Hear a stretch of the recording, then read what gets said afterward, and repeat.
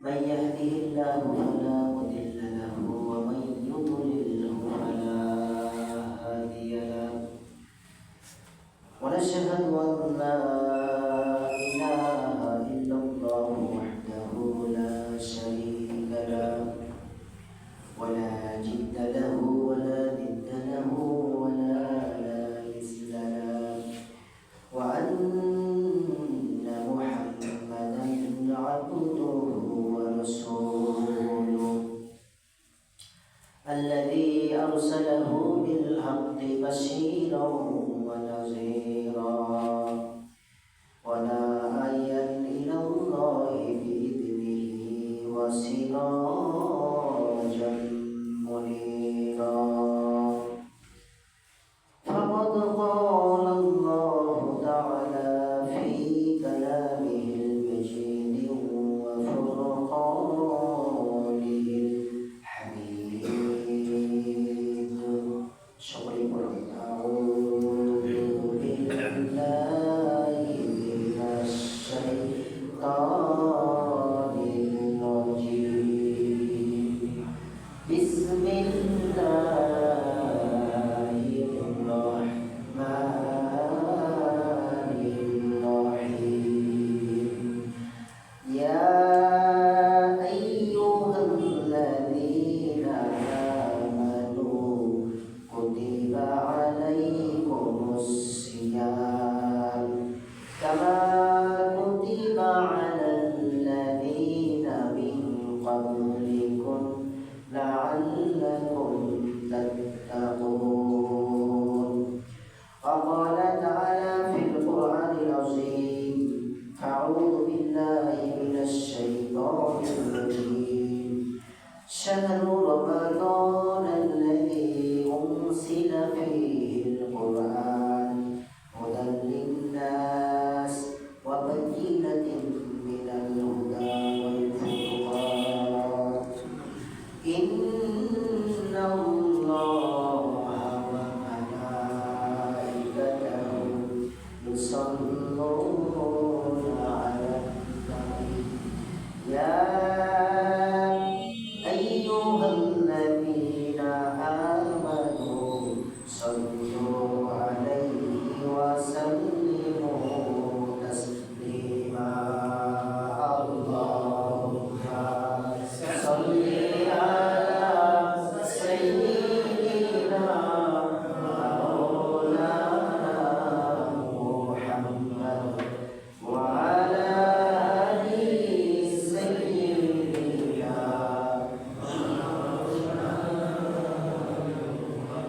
محمد الشريف اللهم صل على سيدنا مولانا محمد وعلى آل سيدنا مولانا আপন আপন করুণে মন কেহই তোমার আপন নয় আপন আপন করুণে মন কেহই তোমার আপন নয় যিনি তোমার সবচেয়ে আপন তিনি ঘুমিয়ে আছেন মদিনায় আল্লাহুম্মা সাল্লি আলা সাইয়্যিদিনা মাওলানা ওয়া আলা আলি সাইয়্যিদিনা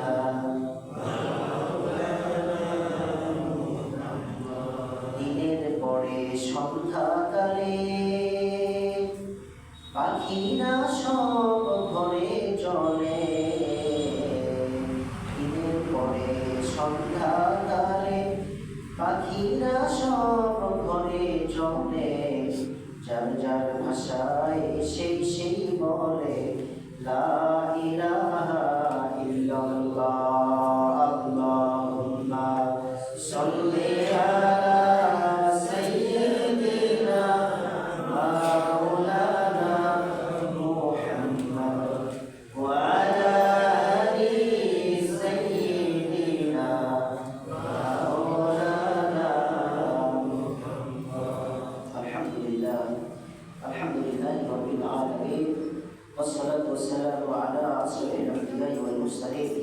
وعلى آله وأصحابه أجمعين আমার সামনে উপস্থিত বিভিন্ন জায়গা থেকে আসা জান্নাতের টুকরায় বসা রমাদানুল মুবারকের প্রথম জুম্মায় আগত স্বাগত সম্মানিত শ্রদ্ধেয় আমার প্রাণ প্রিয় মুসলিগণ, আসসালামু আলাইকুম ওয়া রাহমাতুল্লাহি ওয়া বারাকাতুহু।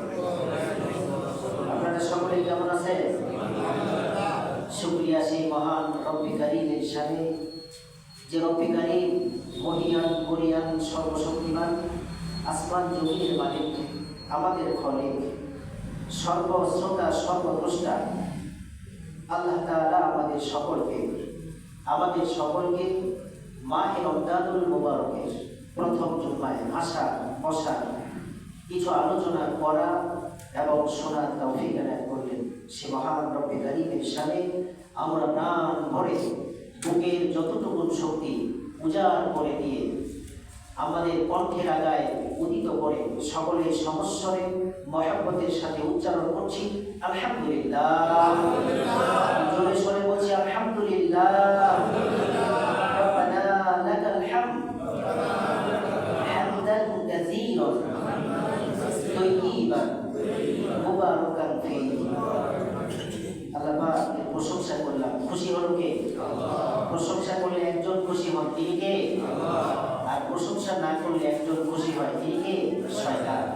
আমরা শয়তানকে বেজার করার জন্য, অসন্তুষ্ট করার জন্য আমাদের রবের প্রশংসা সব সময় করার দরকার আছে না নাই? এজন্য আবার বলি আলহামদুলিল্লাহ।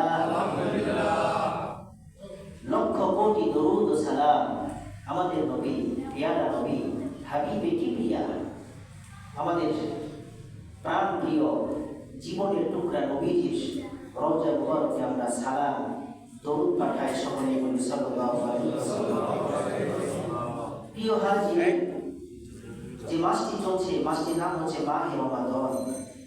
রমাদান, এই রমজান মাসের গুরুত্ব, তাৎপর্য, ফজিলত এখন থেকে শুরু করে আমাদের যতটুকু জীবন বা সময় আমাদের রয়েছে, এই সারাটা জীবন যদি মাহে রমজানের ফজিলত নিয়ে আলোচনা করা হয়, বলেন তো মরণ পর্যন্ত যদি আমরা আলোচনা করি, আসলে কি আলোচনা করে শেষ করা যাবে? এর ফজিলত, এর গুরুত্ব কোনোদিনও শেষ করা যাবে না। আল্লাহ পাকের পক্ষ থেকে মুসলিম উম্মাহর জন্য যতগুলো নিয়ামত রয়েছে, তার মধ্যে সর্বশ্রেষ্ঠ নিয়ামত হলো কোরআনুল কারীম। সুবহানাল্লাহ। সর্বশ্রেষ্ঠ নিয়ামত, অবদান, ঐশী রহমত যেটা আমাদের জন্য, সেটার নাম হলো কোরআনুল কারীম। হযরত জিবরাইল আমিন আল্লাহ রাসূল সাল্লাল্লাহু আলাইহি সাল্লামের কাছে কোরআনুল কারীম তিনি নিয়ে আসতেন। কোরআনুল কারীমকে ওহী করে বিশ্ব নবীকে শোনানোর কারণে জিবরাইল আমিন সম্মানিত ফেরেশতাদের মধ্যে একজন। সুবহানাল্লাহ বলেন। সবচেয়ে সম্মানিত ফেরেশতা জিবরাইল আমিন এই কোরআন নিয়ে আসার কারণে, কোরআনের পয়গামগুলো বিশ্ব নবীর কাছে পৌঁছে দেওয়ার কারণে আল্লাহ পাক ফেরেশতাদের মধ্যে থেকে সম্মানিত করেছেন। সুবহানাল্লাহ। আবার এই পবিত্র কোরআনুল কারীম আমাদের প্রিয় নবীজির শানে অবতীর্ণ করার কারণে, বিশ্ব নবীর উপরে নাজিল হওয়ার কারণে আমাদের নবী হয়ে গেছেন সর্বশ্রেষ্ঠ নবী। সুবহানাল্লাহ। এই পবিত্র কোরআনুল কারীম আল্লাহ পাক পৃথিবীর জমিনে পাঠিয়েছিলেন রমাদান মাসে, লাইলাতুল কদরের রাত্রিতে। এই জন্য মাসের মধ্যে সর্বশ্রেষ্ঠ মাস হয়ে গেছে রমজানুল মুবারক। সুবহানাল্লাহ। এই পবিত্র কোরআনুল কারীম রমজান মাসে লাইলাতুল কদরে নাজিল হওয়ার কারণে বছরের সমস্ত রাত্রির শ্রেষ্ঠ রাত্রি হয়ে গেছে লাইলাতুল কদর। বলেন সুবহানাল্লাহ। এমনই ভাবে নবীজি বলেছেন, এই কোরআনুল কারীমকে যদি কেউ আঁকড়িয়ে ধরতে পারো, কোরআনের আমল যদি করতে পারো, একে জীবন বিধান হিসেবে যদি মেনে নিতে পারো, তাহলে তোমরা হয়ে যাবে দুনিয়ার সমস্ত মানুষের মধ্যে শ্রেষ্ঠ মানুষ। সুবহানাল্লাহ। এটা বরকত, এটা রহমত শুধু কোরআনের কারণে। সেই কোরআনুল কারীম নাজিলের মাসে আমরা উপস্থিত হতে পেরেছি, এজন্য আবারও বলি আলহামদুলিল্লাহ। সম্মানিত হাজির, মাহে রমাদান এই মাসে কিছু বর্জনীয় কাজ আছে, কিছু কাজ আমাদের বাদ দিতে হবে। বর্জন করে দিতে হবে। নাম্বার 1, এ মাসে আমরা অনেকে দেরিতে ইফতারি করি, বিলম্বে ইফতার করি, এটা করা যাবে না। বিলম্বে ইফতার করে ইহুদিরা দেরিতে ইফতার করে। নবীজি বলেছেন, লা ইয়াসসালুন নাস আলা খায়রিন মা আসসালাল ফিতর। যে উম্মাহ, যে মুমিন ব্যক্তি তাড়াতাড়ি ইফতার করবে, সময় হওয়ার সাথে সাথে ইফতার করে নেবে, সেই ব্যক্তির কপাল থেকে, ভাগ্য থেকে আল্লাহ দুনিয়ার কোনো শক্তি ছিনাই নিতে পারবে না। সুবহানাল্লাহ। এই জন্য দেরিতে ইফতার করা যাবে না। আমাদের সময়ের প্রতি খেয়াল রাখতে হবে। আজানের জন্য আমরা বসে থাকবো না, স্থানীয় সময় অনুযায়ী আমরা ইফতার করবো। অনেক জায়গায় আজান 1 মিনিট পরেও দিতে পারে, 2 মিনিট পরেও আজান হয়ে থাকে। অসচেতন মুসল্লি যারা, মুয়াজ্জিন যারা, তারা এরকম ভাবে 2-1 মিনিট কম বেশি করতেই পারে। সেজন্য নিয়ম হলো স্থানীয় টাইম অনুযায়ী আমরা ইফতার করবো। বলি ইনশাআল্লাহ। এটা সুন্নাহ। রাসূলুল্লাহ বলেছেন, লা ইয়াসসালুন নাস আলা খায়রিন মা আসসালুল ফিতর। দুনিয়ার কোনো শক্তি, কোনো মানুষ একজন মুমিন রোজাদারের কপাল থেকে কল্যাণ ছিনিয়ে নিতে পারবে না যতক্ষণ তারা বিলম্বে ইফতার করবে না, সময়ের সাথে সাথে ইফতার করে নেবে। সুবহানাল্লাহ বলেন। এটা একটা কাজ আমাদের খেয়াল রাখতে হবে। 2 নাম্বার, বিশ্বনবী বলেছেন, এ মাসে সমস্ত অশ্লীলতা, বেহায়াপনা, ঝগড়া, ফাসাদ, মারামারি, দাঙ্গা, হাঙ্গামা, বিভিন্ন কাজ থেকে নিজেকে ভারত রাখতে হবে। ঝগড়া করা যাবে না, সরাসরিও না, ফেসবুকেও না। বিশ্বনবী সাল্লাল্লাহু আলাইহি ওয়াসাল্লাম বলেছেন যে ঝগড়া মানুষকে ধ্বংসের দিকে নিয়ে যায়। কোনো ব্যক্তি যদি কারোর সাথে ঝগড়া করে, তাহলে সে যদি রোজা থাকে, কোনো রোজাদারকে যদি কেউ অশ্লীলভাবে ভাষা প্রয়োগ করে, গালিগালাজ করে, ওই রোজাদার যেন বলে,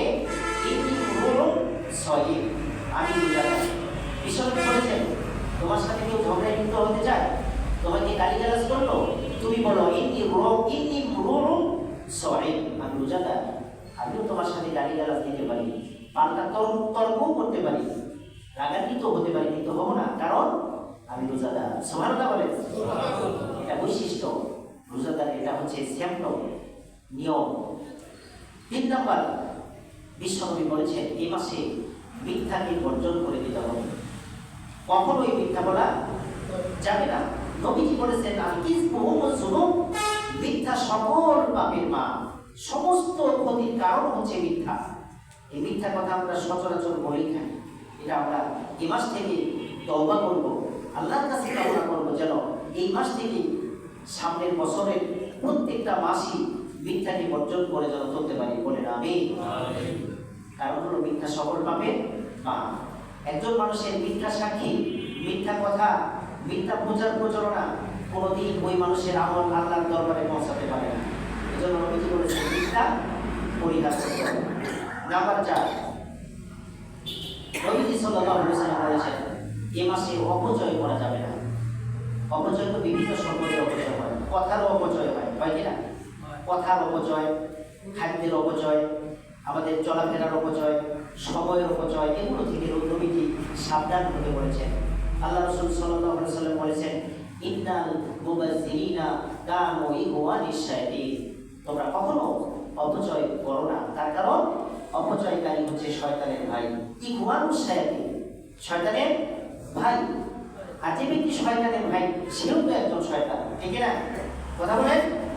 শয়তানের ভাই যে হবে, সেও তো একজন শয়তান। বিশ্বনবীর ভাষায় যারা অপচয় করবে তারা শয়তানের ভাই, আর শয়তানের ভাই মানে ও আরেকজন শয়তান।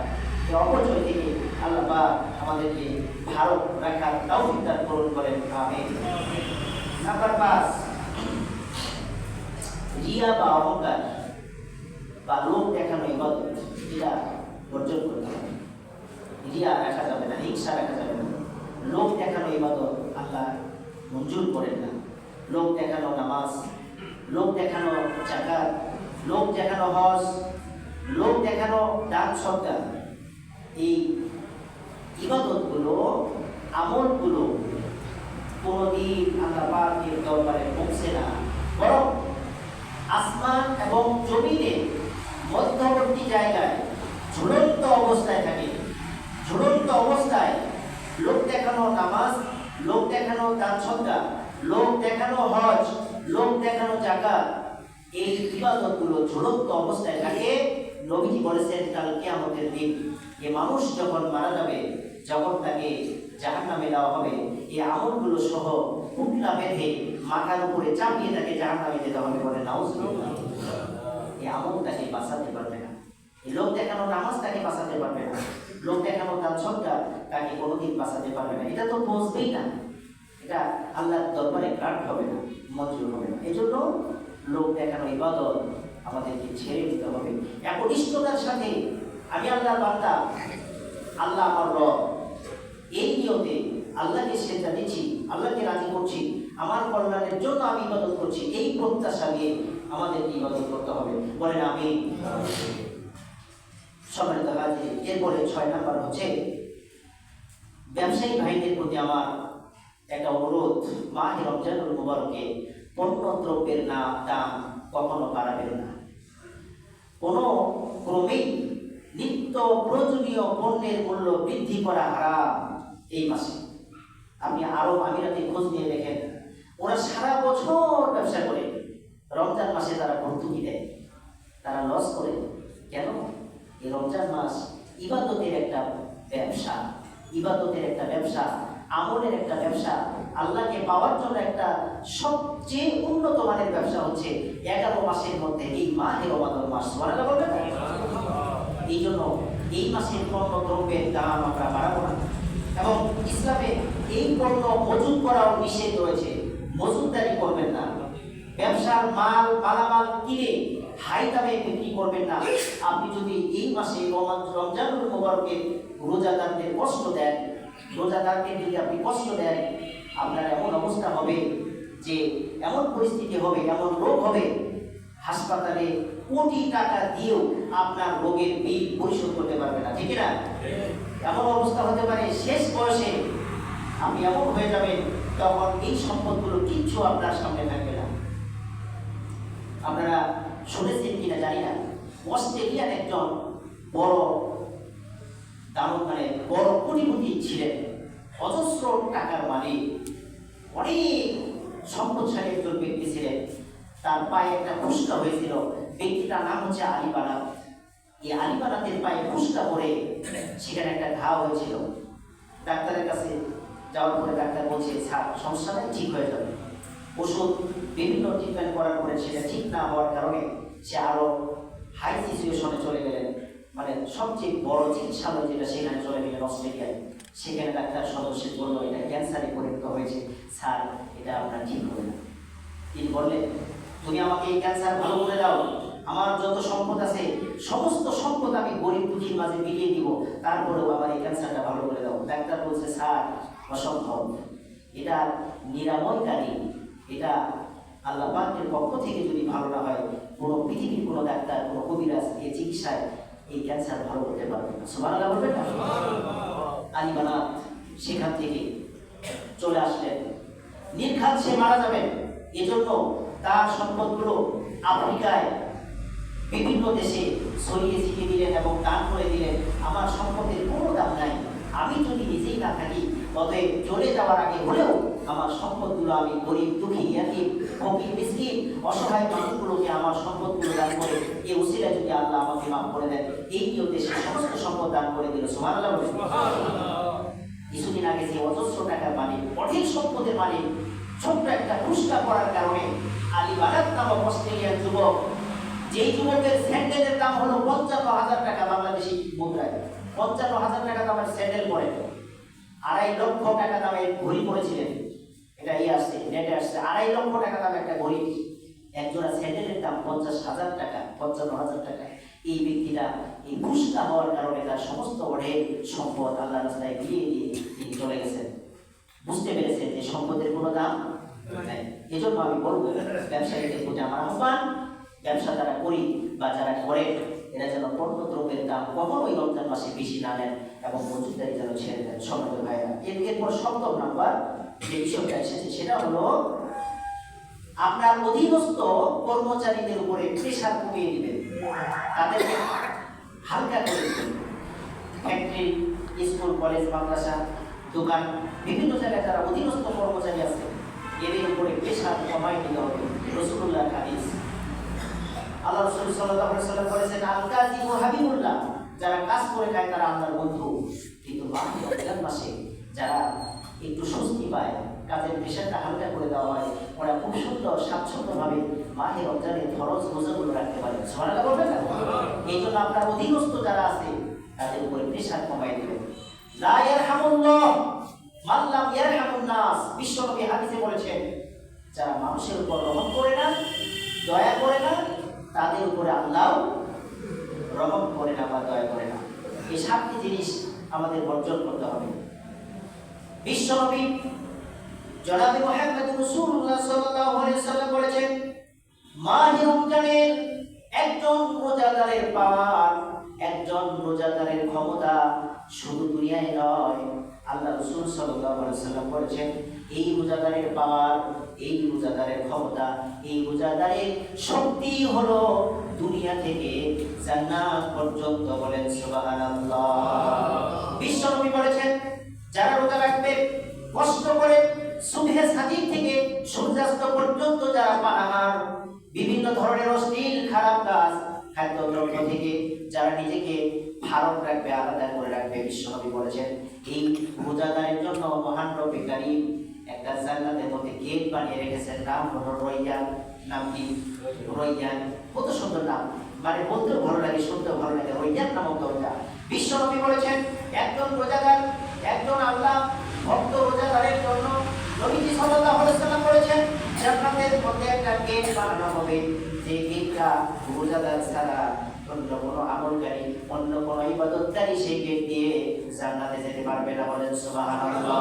শুধুমাত্র, কেবলমাত্র, একমাত্র বিশ্বনবী বলেছেন, রোজাদাররাই, সিয়াম পালনকারী মানুষগুলো কাল কিয়ামতের দিন যখন জান্নাতে যাওয়ার অর্ডার হয়ে যাবে, তাদের আলাদা একটা গেট তৈরি করে দেওয়া হবে, নাম রয়্যান। রয়্যান নামক গেট দিয়ে তারা জান্নাতের ভিতরে প্রবেশ করবে। অন্য কোনো ইবাদতকারী সেই গেটের ধারে কাছেও যেতে পারবে না। বলেন সুবহানাল্লাহ। লা ইয়াদখুলুহু ইল্লা সাইমুন। কেউ জান্নাতে যেতে পারবে না, ওই দরজা দিয়ে ঢুকতে পারবে না, ইল্লা সাইমুন, শুধুমাত্র রোজাদাররা ব্যতীত, সিয়াম পালনকারীরা ব্যতীত। তাহলে একজন রোজাদারের দাম কত বেশি হয়? অনেক বেশি। শুধু তাই নয়, জান্নাত পর্যন্ত এদের পাওয়া। সুবহানাল্লাহ। আমার বন্ধুগণ, মাহে রমজান মাসে আমরা রোজা পালনের মধ্য দিয়ে আমাদের নফসকে নিয়ন্ত্রণ করি, কিন্তু রমজান মাস সারা বছর 11 মাস নফসের আমরা গোলামি কিন্তু করে থাকি। মন যদি চায় এখন একটা খেজুর খাবো, আমরা খেয়ে নেই, যদিও পেট ভরা, তাও যদি একজন দাওয়াতের চলেন একটা চা খাই, আমরা কিন্তু খেয়ে ফেলি, ঠিক না? নফস কিন্তু আমরা নফসের গোলামি করি, নফস যেটা মন চায় সেটাই কিন্তু করে। কিন্তু রমজান মাসটা আলাদা, আমরা নফসের লাগামকে টেনে ধরতে পারি। সুবহানাল্লাহ বলে। এটা আমাকে তো এক বোতল পানি দেওয়া হতো, আজকে তো পানি নাই। তার মানে আমার মুয়াজ্জিন ভাই জানে যে পানি তো দিলে হুজুর খাবেই না। এখানে এক বোতল কেন, 5 বোতল দিলেও তো পানি খাওয়া সম্ভব না। তার কারণ আমি রোজাদার, আপনিও তো খাবেন না। আপনাকে এখন সবচেয়ে হোটেলের ভালো খাদ্য এক প্লেট রসমঞ্জুরি যদি আপনাকে দেওয়া হয়, আপনি কি খাবেন? কেন খাবেন না? আপনি তো রোজাদার, আল্লাহর হুকুম পালন করতেছেন। রোজাদার হওয়ার কারণে বিশ্বনবী বলেছেন যে এই যে বিভিন্ন ধরনের লোভ, প্রবৃত্তি, নফসে আম্মারার যে যন্ত্রণা, এটা থেকে আল্লাহ পাক মাহে রমজানে আমাদেরকে আলাদা করে রাখেন। আমরাই নফসের উপরে নিয়ন্ত্রণ করি, নফসকে আমরা নিয়ন্ত্রণ প্রতিষ্ঠা করি নফসের উপরে। নফস আমাদের সাথে এই রমজান মাসে অন্তত পাবে না, ঠিক না? এটা সিয়াম সাধনার মাস। মন যা চায় তাই কিন্তু আমরা করতে পারি না, কারণ একটাই, সেটা হচ্ছে কি, আল্লাহ পাকের সন্তুষ্টি জন্য। সুবহানাল্লাহ বলেন।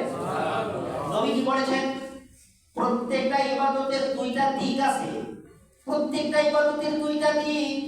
একটি হচ্ছে বাহ্যিক দিক, আরেকটি হচ্ছে অভ্যন্তরীণ দিক। এই প্রত্যেকটা ইবাদতের মধ্যে মাহে রমজান হচ্ছে আলাদা একটা ইবাদত। আপনি যদি নামাজে যান, 10 জন মানুষ একসাথে যাচ্ছেন, ইতিমধ্যে আসরের নামাজের আযান হয়েছে, 10 জনের মধ্যে একজন বেনামাজি আর 9 জন হচ্ছে নামাজি। এই 9 জন যদি ওযু করে মসজিদে যায়, একজন কিন্তু লজ্জা পায়, উনিও ওযু করে 9 জনের সাথে মসজিদে গিয়ে আসরের নামাজ আদায় করে। বলেন সুবহানাল্লাহ। এটা কিন্তু নিজের ইচ্ছা সে গেল না, এটা গেল কেন? ওই যে 9 বন্ধু একসাথে যাচ্ছে, আমি যদি নামাজ না পড়ি, ওই 9 বন্ধু আমাকে কেমন ভাববে? ওরা মুসলমান, আমি মুসলমান, একই কালেমার ভাই আমরা, কিন্তু আমি যাচ্ছি ওদের কারণে। এই 9 জন যদি না যেত আমি কিন্তু যেতাম না। এটা হচ্ছে ফাওয়াইদুল মুসল্লিন, এটা হচ্ছে নফসের ইবাদত। নফস চাইতো তাই করুন, কিন্তু না 10 জন বন্ধু যদি একসাথে চলে, 9 জন যদি নামাজ না পড়ে, আজান হয়ে গেছে আমি 5 ওয়াক্ত নামাজ পড়ি, আজান হয়ে গেছে আমি 9 জনকে আলাদা করে দিয়ে এক আল্লাহর সন্তুষ্টির জন্য আমি একাই মসজিদে যাব এবং তাদেরকেও দাওয়াত দেব, এটা হচ্ছে ঈমানের পরিচয়। সুবহানাল্লাহ বলবেন না? আল্লাহ পাক এটা চান, লোক দেখানোর কথা এটা আল্লাহ পাক মঞ্জুর করবে না কখনো। তাই বিশ্বনবী বলেছেন যে প্রত্যেকটা ইবাদতের 2টি দিক, একটা বাহ্যিক একটা অভ্যন্তরীণ। প্রত্যেকটা ইবাদতের 2টা দিক আছে। নামাজের 2টা দিক, একটা ব্যক্তিগত আর একটা লোক দেখানো। জাকাতেরও 2টা দিক আছে। আমি অঢেল সম্পদের মালিক, আমার অনেক টাকা পয়সার মালিক আমি যদি এখান থেকে 1 লক্ষ টাকার কাপড় কিনে না দেই তাহলে তো মানুষ আমাকে খারাপ বলে, আমি খুব ধনী মানুষ অথচ জাকাত দেয় না, কেমন যেন লাগে। এই জন্য 1 লক্ষ টাকা দিয়ে আমি কিছু কাপড় কিনে জাকাত দিয়ে দিলাম, আসলে তার জাকাত দেওয়া হয় নাই, এটা লোক দেখানো জাকাত দেওয়া হয়েছে, ঠিক না? আমি অনেক ধনী মানুষ, আমাকে হজ না করলে কেমন লাগে? হজ করতেই হবে, তার কারণ মানুষ আমাকে খারাপ বলবে, কোটি কোটি টাকার মালিক অথচ লোকটা হজ করে না, এটা মানুষ না অন্য কিছু। মানুষ এরকম ভাবলে তাহলে খারাপ লাগবে। অতএব যাই হজটা করে আসে, এই হজটা হলো লোক দেখানো হজ, এটা কিন্তু আল্লাহকে রাজি করার জন্য হজ করে। এই জন্য বিশ্বনবী বলেছেন, জনাবে মুহাম্মদ রাসূলুল্লাহ সাল্লাল্লাহু আলাইহি ওয়াসাল্লাম বলেছেন, এই পৃথিবী থেকে চলে যাওয়া কিছু হাজীকে নিয়ে আল্লাহ পাক জাহান্নামের ভিতরে তাদেরকে নিয়ে জাহান্নাম শুরু করবে। কিছু আলেমকে দিয়ে জাহান্নাম উদ্বোধন করা হবে, কিছু দার্শনিককে দিয়ে জাহান্নাম উদ্বোধন করা হবে, আর কিছু হাজীদেরকে দিয়ে সেই জাহান্নাম উদ্বোধন করা হবে। বলেন নাউজুবিল্লাহ। নবীজিকে প্রশ্ন করা হলো, ইয়া রাসূলুল্লাহ, তারা তো হজ করেছে, তারা তো নিজস্ব সম্পদ থেকে যাকাত দিয়েছে, তারা তো দান সদকা করেছে, জিহাদের ময়দানে রক্ত দিয়েছে, এই মানুষগুলো কেন জাহান্নামে যাবে? নবীজি বললেন, ও আমার উম্মতেরা, তোমরা কি জানো না, ও আমার সাহাবারা, তোমরা কি জানো না যে হজ করেছে লোক দেখানোর জন্য হজ করেছে, এই হজ আল্লাহর দরবারে কবুল হয় নাই। যে দান করেছে অনেক টাকার মালিক, তাই দান করে দিয়েছে লোক দেখানোর জন্য, এই দান আল্লাহ কবুল করে নাই। এজন্য আল্লাহ নাম ধরে ধরে ডাকবেন, ও দুনিয়ার দেখানো হজকারী হাজিরা, আসো আসো, তোমাদের জন্য জাহান্নামের দরজা খোলা হয়েছে। ও দানকারীরা যারা লোক দেখানোর জন্য দান করেছো, আসো আসো, তোমাদের জন্য জাহান্নামের দরজা উন্মুক্ত করা হয়েছে। ও শহীদেরা, যারা নিজের বীরত্ব প্রকাশ করার জন্য, আমাকে সন্তুষ্ট করার জন্য নয়, আমি 10 জন মানুষের কান্না কেটে আনবো, এই শক্তি অহংকার বড়াই দেখানোর জন্য যারা যুদ্ধ করেছে, আসো তোমাদের জন্য জাহান্নাম প্রস্তুত আছে। বলেন নাউজুবিল্লাহ। এটা কোনো লাভ নাই।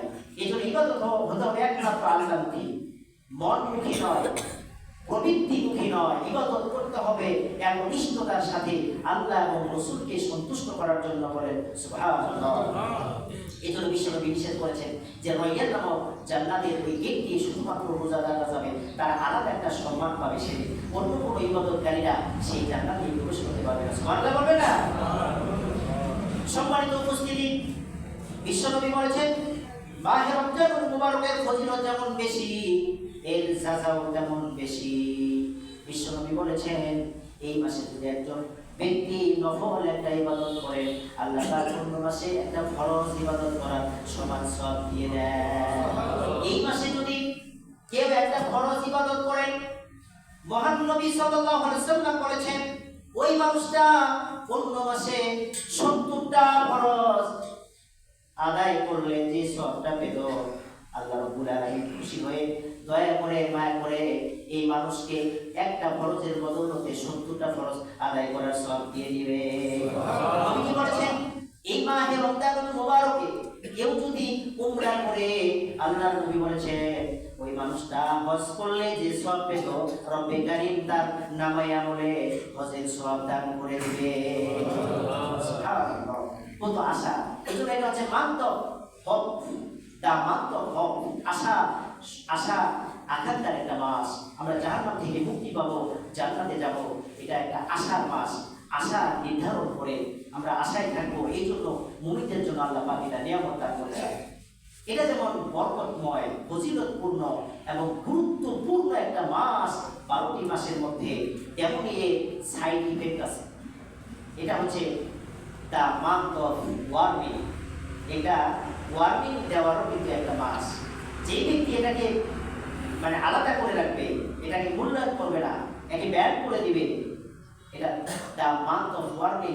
আল্লাহর নবী এই ব্যাপারে ওয়ার্নিং দিয়েছেন, একটা সিগন্যাল দিয়েছেন, লাল সিগন্যাল দিয়েছেন। বিশ্বনবী সাল্লাল্লাহু আলাইহি সাল্লাম একদিন মদিনার মসজিদে তিনি খুতবা দিবেন, এমন অবস্থায় তিনি প্রথম মিম্বরের প্রথম ধাপে পা রাখলেন, তিনি বললেন আমিন। দ্বিতীয় ধাপে পা রাখলেন যখন, আরেকবার বললেন আমিন। তৃতীয় ধাপে পা রাখলেন যখন নবীজি সাল্লাল্লাহু আলাইহি সাল্লাম, তখনও বললেন আমিন। বিশ্বনবী এই তিনবার আমিন বলার কারণ সাহাবারা যখন জিজ্ঞাসা করলেন, ইয়া রাসূলুল্লাহ, ইয়া হাবিবাল্লাহ, প্রিয় রাসূল আমার, এই মদিনার মসজিদে নববীর প্রথম ধাপে পা দিয়ে আপনি আমিন বললেন, দ্বিতীয় ধাপে পা দিয়ে আপনি আমিন বললেন, তৃতীয় ধাপে পা দিয়ে আমিন বললেন, আমরা তো কিছুই বুঝলাম না, যদি খুলে বলতেন। বিশ্বনবী জনাবে মুহাম্মদুর রাসূলুল্লাহ সাল্লাল্লাহু আলাইহি সাল্লাম বললেন, ও আমার প্রিয় সাহাবীরা, আমি যখন মিম্বরের কাছে এসেছি, প্রথম ধাপে যখন পা রেখেছি, তখন জিবরাইল আমিন এসে আমাকে বললেন, ও রাসূল, যে মানুষটা আপনার নাম শোনার পরে আপনার নামে উপরে পড়ে না, সেই মানুষটা ধ্বংস হোক। আপনি আওয়াজ করে বলেন আমিন। এই জন্য আমি বিশ্ব নবী প্রথম ধাপে পা দিয়ে বলেছি আমিন। নবীজি বললেন, দ্বিতীয় ধাপে পা দেওয়ার পরে জিবরাইল আমিন বললেন, ও নবীজি, যে মানুষ বার্ধক্য জনিত অবস্থায় পড়ে থাকা বাবা মার সেবা শুশ্রূষা করে, বাবা মার সেবা করে, বাবা মাকে সেবা যত্ন না করে যারা দিব্যি সময় কাটাচ্ছে, বাবা মার সেবা যত্ন করে যারা জান্নাত কামাতে পারে নাই, ও নবীজি, তারা ধ্বংস হোক। আপনি আওয়াজ করে বলেন আমিন। নবীজি বলেছেন, দ্বিতীয় ধাপে তার পা দিয়ে আমি জোরে আমিন বলেছি, বলেন সুবহানাল্লাহ। এরপরে নবীজি বলেন, তৃতীয় ধাপে যখন পা দিলাম, আমাকে জিবরাইল আমিন বললেন, ও নবীজি, বছরের শ্রেষ্ঠ মাস মাহে রমাদান মাস, বছরের শ্রেষ্ঠতম রাত লাইলাতুল কদরের রাত, এই লাইলাতুল কদরের মাসে, কোরআন নাজিলের মাসে, মাহে রমজানুল মুবারকের মাসে, এই মাসে যারা ইচ্ছা করে রোজা ছেড়ে দিল, তারাবি ছেড়ে দিল, আমলগুলো ছেড়ে দিল, এই মাহে রমজান পেয়ে যারা জান্নাত কামাতে পারলো না, আল্লাহর কাছ থেকে তারা মাপ চাইতে পারলো না, নিজের গুনাহ খাতাগুলো আল্লাহর দরবার থেকে মুছে ফেলতে পারলো না, ওই ব্যক্তিরা ধ্বংস হোক। আমি রাসূল সাল্লাল্লাহু আলাইহি সাল্লাম বলেছি আমিন। কি সিগন্যাল দিল দেখেন, কত বড় সিগন্যাল। মাহে রমজান পেল, অথচ রমজানুল মুবারকের পবিত্রতা রক্ষা করলো না, রোজা রাখলো না, তারাবি করলো না, দান সদকা করলো না, ভালো ব্যবহার করলো না, এই মাসে যারা গুরুত্বের সাথে কাটালো না, আমলের সাথে যারা কাটালো না, বিশ্বনবী বলে ওই ব্যক্তিরা ধ্বংস হয়ে যায়, বলে নাউজুবিল্লাহ। এই জন্য কবি কি সুন্দর করে বলেছেন, মাহে রমজান এলো, আবার শান্তি ফিরে এলো, ঠিক না? মাহে রমজান এলো, আবার শান্তি ফিরে এলো, জীবনের সব দুঃখ যাতনা ধুয়ে মুছে গেল, আবার শান্তি ফিরে এলো, মাহে রমজান এলো, আবার শান্তি ফিরে এলো। এই মাহে রমজানেরই সম্মান যেমন তেমন নয় রে স্বয়ং আল্লাহ তাআলার দান, রে স্বয়ং আল্লাহ তাআলার দান, ঠিক না?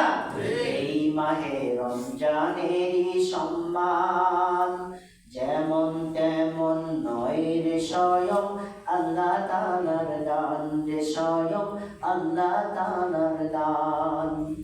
আইরে ছুটে পাপি তাপির দল, জান্নাতের দরজা খোলা করে নে সম্বল।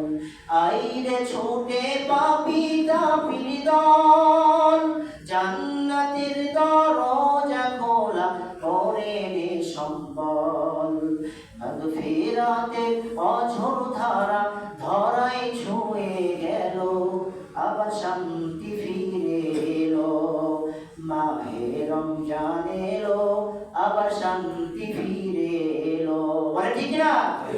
বিশ্বনবী জনাবে মুহাম্মদুর রাসূলুল্লাহ সাল্লাল্লাহু আলাইহি সাল্লাম বলেছেন, এই মাসে যারা অন্য মাসে যারা আমল করবে তাদের নেকিগুলো গালিকে ছাড়ে দেওয়া হবে, অঙ্ক অনুযায়ী বসানো হবে। আর আল্লাহ তাআলা এই মাসের ইবাদতকারী যারা হবে, আল্লাহর প্রিয় বান্দা যারা, রাসূলের প্রিয় উম্মত যারা হবে, তারা রমজান মাসে যদি ইবাদত করে তাদের ইবাদতের জাযাগুলো, পুরস্কারগুলো জেনেটিক আকারে দান করা হবে। বলেন সুবহানাল্লাহ। একে 70, এক আমলে 70 নেকি। রাসূলুল্লাহ বলেছেন শুধু তাই নয়, বরং 70কে আল্লাহ 700 গুণ পর্যন্ত বাড়িয়ে দেন। বলেন সুবহানাল্লাহ। আর যদি এই মাসের পবিত্রতা যদি কেউ রক্ষা করতে না পারে, যারা এই মাসকে মূল্যায়ন করবে না, রাসূলুল্লাহর হাদিস হযরত আবু উবাবা রাদিয়াল্লাহু তাআলা আনহু থেকে বর্ণিত, তিনি বলেন বিশ্বনবী সাল্লাল্লাহু আলাইহি ওয়াসাল্লাম বলেছেন, একদিন আমি রাত্রিবেলায় শুয়ে আছি, হঠাৎ করে দুইজন ফেরেশতা আমাকে ঘুম থেকে জাগালো, দুইটা হাত ধরে আমাকে বাইরে বের করে সামনে নিয়ে গেল। কিছু দূর যাওয়ার পরে একটা পাহাড়ের কাছে আমি দাঁড়ালাম, একটা বিকট শব্দ শুনতে পেলাম, কিন্তু দুইজন ফেরেশতা আমাকে সেখানে আর কিছু দেখতে দিল না। শব্দ শোনার সাথে সাথে আমি সেখান থেকে আবার সামনে যাওয়া শুরু করলাম। দুইজন ফেরেশতা আমাকে সামনে নিয়ে আরেকটু দূরে যাওয়ার পর আরেকটা পাহাড়ের চূড়ার উপর আমাকে তোলা হলো। ওই চূড়ার উপরে উঠানোর পরে আমি দেখতে পেলাম পাহাড়ের নিচে অনেকগুলো মানুষ, তাদের গালগুলো কাটা, মুখ আছে কিন্তু বোঝা যায় না, এই ঘুরে চেহারা, গালগুলো কাটা এবং গালের এই ছিদ্র দিয়ে, এই লাইন দিয়ে রক্তগুলো দর দর করে জমিনে পড়তেছে। বলেন নাউজুবিল্লাহ। আমি জিজ্ঞাসা করলাম, ও আকি জিবরাইল, আরেকজন ফেরেশতা সহ দুজনকে বললাম, এরা কারা? এদের এই অবস্থা কেন? এইভাবে তাদেরকে শাস্তি দেওয়া হচ্ছে কেন? বিশ্বনবীর সাথে থাকা দুজন ফেরেশতা বললেন, হুজুর, যারা রমজান মাসে পেয়েও রমজান মাসের ইবাদতগুলো ছেড়ে দিল, আমল করলো না, এই মানুষগুলোকে জাহান্নামের ভিতরে বহু শাস্তির মধ্যে এই শাস্তিটা আল্লাহ পাক দান করবেন। তাদের গালগুলো কাটা থাকবে। যারা রমজান মাসে দিনের বেলা ইচ্ছা মতো পানাহার করেছে, খেয়েছে, এই কারণে আল্লাহ পাক তাদের গালগুলো কেটে দিবেন, আর ওই গালের ওই ছিদ্র দিয়ে রক্ত প্রবাহিত হতে থাকবে। বলেন নাউজুবিল্লাহ। এটা রেড সিগন্যাল। এই জন্য আল্লাহ রাসূল সাল্লাল্লাহু আলাইহি ওয়াসাল্লাম বলেছেন, এটা আশাবাদের একটা মাস। এই মাসে আল্লাহ পাক জাহান্নাম থেকে বান্দাকে মুক্তি দিয়ে জান্নাতের দিকে তাদেরকে ধাবিত করার। আবার যারা আমল করবে না, আল্লাহর কথা অনুযায়ী চলবে না, বিশ্ব নবীর আইন অনুযায়ী, তরিকা অনুযায়ী যারা এই মাসকে পার করবে না, তাদের জন্য হুমকি স্বরূপ লাল সিগন্যাল দিয়েছেন, তাদের জন্য এই ধরনের শাস্তি দেওয়া হবে। সম্মানিত ভাইরা, এজন্য এই মাসকে আমাদের গুরুত্ব দিতে হবে। এই মাহে রমাদানকে আমাদের কিন্তু সময় নষ্ট করা যাবে না। এক একটা সময় অনেক দাম। 1 টাকা দান করলে 70 টাকা, এবং আল্লাহ পাক বাড়িয়ে 700 টাকা দান করারও সব দিয়ে দিবেন। সুবহানাল্লাহ। এজন্য আমরা রমজান মাসে একটু বেশি বেশি দান করব। দানের কথা কি কোরআনে নাই? আল্লাহ পাক বলেছেন, আকিমুস সালাতা ওয়া আতুজ যাকাত। যেখানেই নামাজের কথা সেখানেই কিসের কথা? যাকাতের কথা। যাকাত মানে দান। যাকাত মানে কি? দান। এজন্য আপনি ফজরে আসবেন, 5 টাকা ফজরে নিয়ে আসেন। আপনি রোজার নিয়ত করে ফজর নামাজ পড়ার জন্য এসেছেন, ফজর পড়ে হয়তো একটু ঘুমাবেন অথবা আপনার কোনো কাজে চলে যাবেন, কিন্তু কি করলেন? নামাজ আদায় করলেন, 2 রাকাত ফরজ নামাজ জামাতের সাথে পড়লেন। এর সাথে যদি 5 টাকা ওই অবস্থায় মসজিদে দিয়ে যান, এটা কি হলো? দুটি ইবাদত একসাথে হলো। বলেন সুবহানাল্লাহ। আপনি নামাজও পড়লেন, যাকাতও দিলেন। সুবহানাল্লাহ বলবেন। এই জন্য 5 ওয়াক্ত নামাজে আমরা মসজিদে আসি বা যেখানেই যাই, আমরা যেন অল্প করে হলেও দান করতে পারি। তাহলে নামাজের সাথে যাকাতের যে একটা সম্পর্ক একদম অঙ্গাঅঙ্গিভাবে জড়িত। আমরা নামাজ পড়ি ঠিক, কিন্তু যাকাতের ব্যাপারে আমরা দুর্বল। আল্লাহ রাসূল সাল্লাল্লাহু আলাইহি ওয়াসাল্লাম বলেছেন, তাদের জন্য যুদ্ধ ঘোষণা করা হবে। আল্লাহ পাক নিজে যুদ্ধ ঘোষণা করেছেন যারা যাকাতকে জরিমানা মনে করে। যাকাতকে জরিমানা মনে করে এই ব্যক্তিদের সাথে আল্লাহ নিজে যুদ্ধ ঘোষণা করেছেন। নাউজুবিল্লাহ বলবেন। সম্মানিত ভাই, আসুন এই জন্য আমরা এই মাসে নামাজ পড়ার পাশাপাশি আমাদের যাকাত দেই, আমাদের অর্থ সম্পদের যাকাতগুলো ঠিকমতো হিসাব করে দেই। আমি যদি নিজে না বুঝি, একজন আলেমের সাথে বসি কিভাবে যাকাত দিতে হবে, নিজের শুনে আমি ওইভাবে যাকাত আদায় করি। যেহেতু যাকাত ফরজ। যাকাত কি? নামাজ যেমন ফরজ, যাকাতও তেমন ফরজ। আল্লাহ রাব্বুল আলামিন আমাদের আজকের আলোচনার ভুল ভ্রান্তি ক্ষমা করে আজকের আলোচনা থেকে শিক্ষা নিয়ে বাকি জীবনে আমল করার তৌফিক দান করুন। সকলে বলি আমিন। ওয়া আখিরু দাওয়ানা আলহামদুলিল্লাহি রাব্বিল আলামিন। আসসালামু আলাইকুম। যারা পড়ে আসছেন শোনার